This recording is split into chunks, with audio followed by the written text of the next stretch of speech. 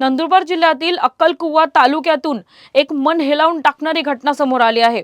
सोत्या वसावे या कर्जबाजारी आदिवासी शेतकऱ्याने पेरणीसाठी बैल नसल्याने आणि आर्थिक परिस्थिती अत्यंत बिकट असल्यामुळे स्वतःलाच नांगराला जंपून शेतीची मशागत केली, तर त्यांच्या पत्नी नांगर धरत पेरणीचं काम पूर्ण केलं। या घटनेचे फोटो आणि व्हिडिओ समोर आल्यानंतर सर्वत्र हळहळ व्यक्त केली जात असून आदिवासी भागातील शेतकऱ्यांची वास्तव परिस्थिती पुन्हा एकदा समोर आली आहे। या घटनेमुळे आदिवासी विकासाच्या दाव्यांवरही प्रश्नचिन्ह उपस्थित केलं जात आहे।